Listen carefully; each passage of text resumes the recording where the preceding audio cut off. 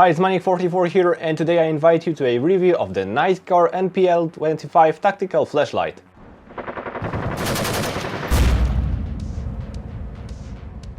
The flashlight was provided for the review by Nitecore.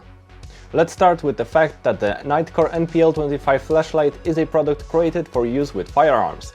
So in today's material, apart from focusing on airsoft, which, let's be honest, no product should have a problem with, we will see how the flashlight works with firearms, but more on that later. NPL25 is a tactical flashlight for use with pistols. Why do you need a flashlight on a pistol? Well, if you have ever played in old buildings or even in games, then I probably don't have to explain it to you. But if you didn't, then of course to see what or who are we shooting at. The flashlight on the replica has an additional function because it can be used to temporarily blind the opponent even during the day when we play in buildings. And if we do not use tracer BBs, it helps to see us the trajectory more precisely. So it's quite a useful accessory even in airsoft. So let's see how the flashlight is built and what functions it has. And let's test it in night conditions. But let's start with a small unboxing. Flashlight comes to us in a nice colorful box with a lot of information. On the front, apart from the model name, we can find information about the light output of 900 lumens and information about the maximum range of 255 meters. On the right side of the box you will find additional information, as a luminosity of 16,000 candelas, resistance to fall up to 1 meter, or waterproof rating of IPX6 level. On the back of the box we'll find two pictures of flashlight with description of its components. Let's see what we get in the box. The flashlight itself is safely packed in a plastic blister. We'll take a look at it in a moment.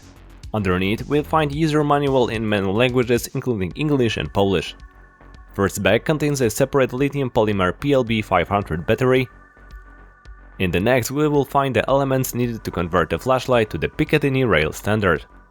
The last thing in the box is a dedicated magnetic battery charging cable with USB-C plug. The body of the flashlight, including the assembly, is made of aircraft-grade aluminum as stated by the manufacturer, and the back of the flashlight with the buttons is plastic. The quality of workmanship and materials are at the highest level and I have nothing to complain about. The heart of the flashlight is the Nightlab UHI-20 LED with a round emitter that is supposed to give us a light stream of about 900 lumens and a nice round lighting spot. The battery is made entirely of plastic, its voltage is 3.7 volts and capacity is 500 mAh or 1.85 Wh. The battery has a button thanks to which we can check the charge level. Depending on how many diodes are lit, the more energy we have. 4 LEDs lit means between 100 and 75% charge, 3 is between 75 and 50%, 2 is between 50 and 25, 1 is only between 25 and 5%, and when the last LED flashes, we have less than 5% of the battery charge left. The battery is charged using the cable included in the set. On the one side it's equipped with a classic USB-C plug, on the other we have a dedicated magnetic plug. Thanks to the magnets, it's impossible to connect the cable incorrectly, and the battery cable itself holds really well and is unlikely to disconnect by itself during charging. The diodes act as a charging status bar. The lit and flashing diodes indicate the charge level. When all of them light up continuously and go out, the battery will be charged. Nitecore states that it takes approximately 70 minutes to fully charge the battery. So how long will a full charge last? Nitecore says about 35 minutes, and in my test the battery lasted 35 minutes and 30 seconds, so that's about right. Installing the battery in the flashlight is very simple. Just insert it from the appropriate side into the prepared place in the flashlight until you hear the catch click. The battery cannot be inserted incorrectly. To remove the battery, pull the tab at the back of the flashlight and push the battery out of the side. The flashlight shines really bright, so bright that after a second I felt the heat on my glove. I decided to check it with pyrometer and as you can see just a few seconds were enough to significantly increase the temperature of the mat. Don't worry though, the flashlight itself also heats up during operation, but not as quickly and not to such an extent. It is additionally equipped with a ATR system, that is Advanced Temperature Regulation. This system will reduce the light output if it detects too high temperature. However, during the test I did not observe any drop in light output. The flashlight is very compact and light, which is especially noticeable when I compare it to the more classic design from Ridgefire, which clearly draws its appearance from another company with fire in the name. After mounting it on the gun, you can clearly see the difference in the dimensions of the flashlight. The Nitecore not only does not protrude beyond the front of the gun, but it's even of a similar width. When it comes to the weight, it's also significantly smaller, about 64 grams for the Nitecore and 113 grams for Ridgefire, which speaks for itself. When it comes to mounting the flashlight on the pistol, we have two options, without an adapter for Glock pistols and with an adapter for Picatinny rails. We'll start with the Glock. The flashlight has a convenient adjustable stopper, so it shall be easy to mount it on various guns. To adjust it, just press the button on the left side and move it to the desired place. I like to place the stopper in the middle of the flashlight, mount it on the rail and move it to the target location. After everything is done, I tighten the mounting screw and the flashlight is properly mounted on the gun. The adjustable stopper allows for additional adjustment. If we move the flashlight too far back and the buttons are too close to the trigger guard, we can move the flashlight forward a little bit after losing the mounting screw. If we want to mount the flashlight on a Picatinny rail, the manufacturer adds an appropriate adapter. Its installation is simple, just put it on the stopper and screw it with two screws from the set. The adapter eliminates the front-rear play on the rail. Thanks to this, the flashlight can be safely mounted on any replica or weapon equipped with a Picatinny rail, and not only pistols. Such a flashlight on a rifle may look strange, but it's quite convenient to use.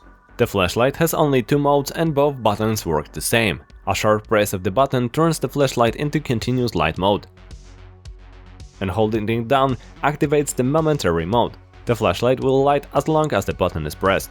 The buttons are quite hard to operate, so you shouldn't count on accidentally turning on the flashlight. Additionally, because there are two of them, the flashlight is friendly to left-handed users, but it also allows you to operate with either hand.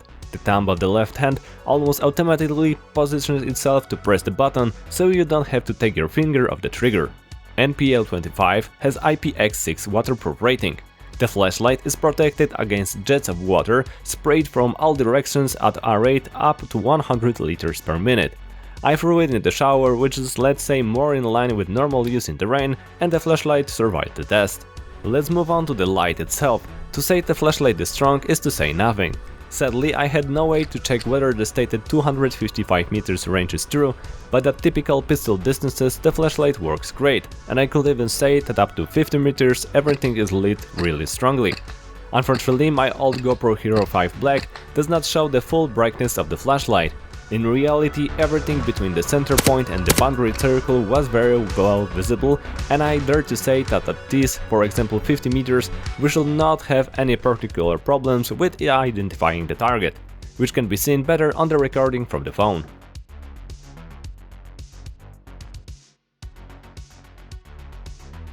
With the GoPro, the flashlight's power is more visible in the recordings in the buildings, where at times the camera couldn't handle the exposure, and as you can see that the center is very overexposed in relation to the rest of the lit frame. I can assure you that in such conditions, shining a flashlight into someone's eyes will not only cause momentary blindness but also disorientation. As I mentioned it earlier, thanks to the flashlight you can clearly see the BB's flight path, even though I didn't use tracer BBs. I have to mention one more thing, and that is the shadow. Because the flashlight is very short, the light source is shifted a lot to the back, which is why in case of longer guns it may happen that the gun will cast a shadow in the upper part of the illuminated circle. Obviously, the longer the gun, the bigger the shadow. Does it significantly affect the usefulness of the flashlight? I don't think so, but I came to the conclusion that is worth mentioning. The firearms test was possible thanks to the help of my friend Wojtek from the Legion Club at the Top Gun shooting range. The flashlight was mounted on the CZ Shadow 2 pistol in 9mm caliber and passed our test without any problems. The mount held properly and nothing came loose, and the flashlight itself did not flicker, turn off on its own or behave strangely in any way. Honestly, I didn't expect a different result. Nitecore NPL25 is a small and light, yet very powerful tactical flashlight, thanks to which we can easily identify targets in complete darkness at pistol distances or even further. The flashlight is built very well from good quality materials and will work well both on the firearm for which it's dedicated and with airsoft. Its mounting, adapted for both the Glock and Picatinny rail, means that it will fit virtually anything that has such a rail. and the adjustable stopper allows us to very well adjust its place on the rail for our convenience. Two buttons are hard to press, which I will describe as a plus, because it's difficult to press them by accident, and their shape and location makes the flashlight easy to turn on, and I would say intuitive. The battery that we receive in the set lasts as long as the manufacturer declares. Magnetic charging works as it should. The cable holds tightly to the battery and charges without any problems, but personally I have a small observation. Yes, thanks to this solution, Nitecore saves a lot of space than if it had provided a classic USB socket, and it's also easier to maintain waterproofness this way, but for me it has a small minus, because let's be honest, if you lose this cable, the flashlight turns into a paperweight until you order a new one. Personally, I don't know if I wouldn't prefer if the entire flashlight was, for example, 5 to 6 mm longer and had a USB-C covered with a silicone cap, so that the flashlight could be charged with a regular, widely available USB-C cable. And I think that such protected plug would still be sufficiently waterproof. But these are just my thoughts. Let me know in the comments what do you think about it. That's all for today. Let me know in the comments what do you think about the NPL25 Flashlight from Nitecore. And if you use it or other Nitecore products, share your opinion. It will definitely be useful for others. Also, let me know if you liked today's material, and if so, don't forget to leave a like as well as a comment. This will help me go through the algorithm and reach more viewers with the film. And for now, thanks for watching and see you next time.